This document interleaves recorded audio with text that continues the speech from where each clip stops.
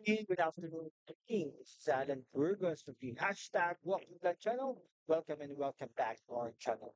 Guys, if you are not yet subscribed to our channel, please do it so now so that we can be able to maintain and sustain this channel. And of course, you can be a part of this growing family. We are now officially 7,524 subscribers, and our goal is for us to reach 100,000 subscribers. So keep on sharing, keep on subscribing, and keep on helping this channel. Hashtag Walk with Dan channel. Thank you so much, guys. God bless you all, and I'm forever grateful.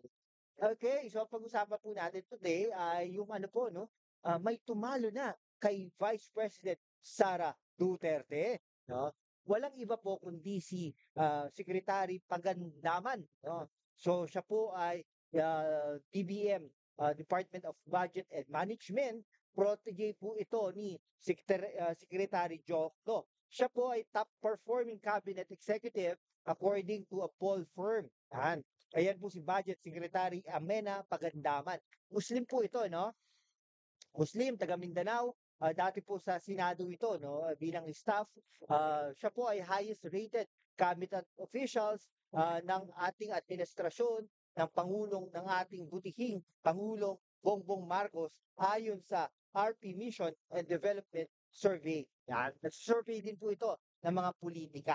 Okay? So according do sa boses ng bayan nila na ito kinandak po hindi lang po ito regional, hindi lang po ito local, kundi nationwide po. No, yung job evaluation performance natin for 2024. First quarter lang siguro ito, no? So si Pagandaman ay naka-receive po ng 85% job performance score of tapos or and pala 87% trust rating. Marami pong nagtitiwala sa kanya. Yan, ako, sabi naman ng ating butihing sekretary ng Department of Budget and Management, ako po ay nagpapasalamat sa lahat ng ating mga kababayan na patuloy na nagtitiwala at sumusuporta sa atin. Ano yun? Tatakbo ba itong senador, si DBM Secretary Pagandaman?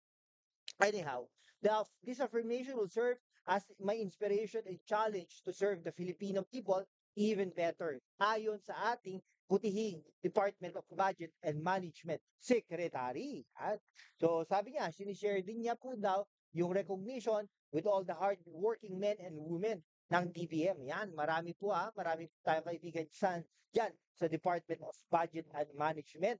Sa mga walang tulog, walang pahinga, syempre dapat naman kailangan matulog, kailangan magpahinga ang ating mga kababayan dyan sa DBM at matapat na naglilingkod sa bayan. Ayun ang pinakagusto ko, tapat na naglilingkod sa bayan. Para sa ating lahat po ito, tama naman, ginagawa niyan, yung mga trabaho na yan, hindi lang po sa isang pamilya, isang tao, kundi sa bawat isa, no, dito sa bansang Pilipinas.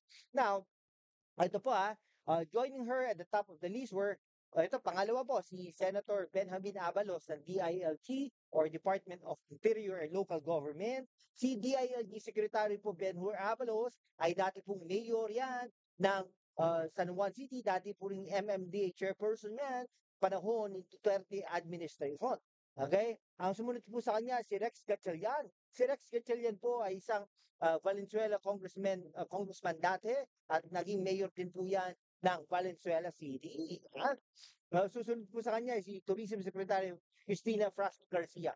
Si Garcia po ay dating mayor po yan ng isa sa mga town sa Cebu Province. Okay, asawa po yan ng isang Deputy Speaker Frasco. Nanay niya po ang gobernador ng Cebu City. Yan.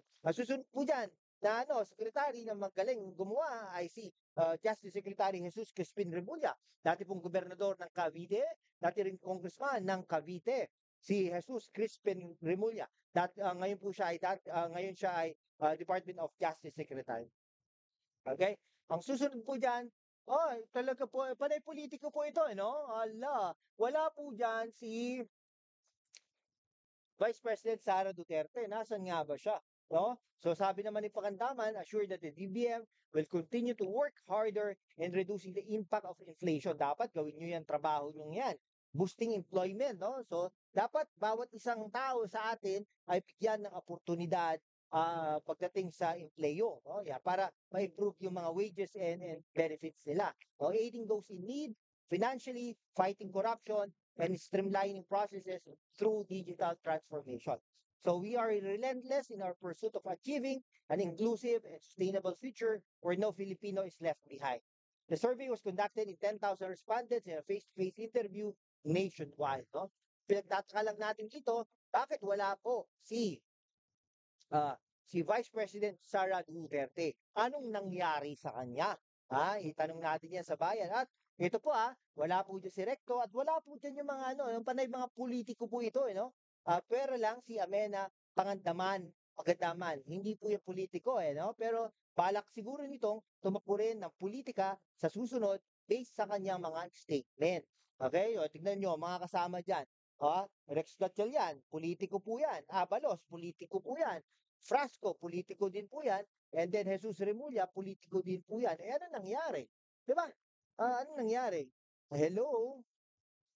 Hindi po tayo masyado naniniwala sa survey na ito. Pero anyhow, nire-report naman natin ito. Okay? Sige po.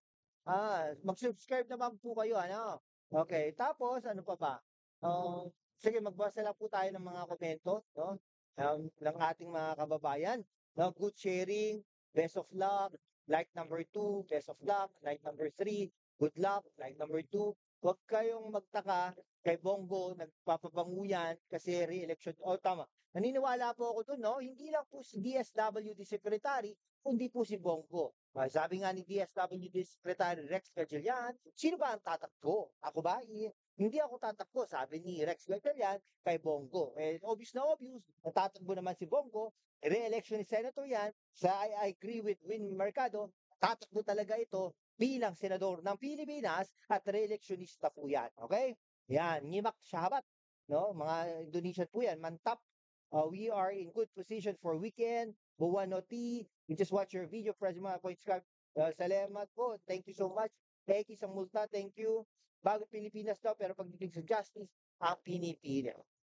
Okay, maraming salamat po sa inyo Pati sa ating mga subscribers, maraming salamat po. Keep on subscribing, keep on sharing. And syempre, ano po tayo Mag-ingat-ingat po tayo. Sobrang init po ng panahon. Kung hanggat maaari, inom lang po tayo ng tubig.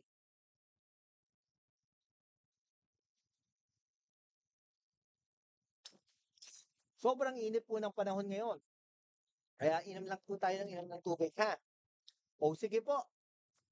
Mag-subscribe po kayo sa atin para ano po tayo, dumami po tayo, padami po tayo ng padami. Ang nire-reach po talaga natin ay 100,000 subscribers. Sige po, hanggang dito na lang po mga kaibigan ko. Kung hindi ka pa nakapag-subscribe sa ating channel, mag-subscribe ka naman para we can be able to maintain and sustain this channel. Thank you so much, guys. God bless you all.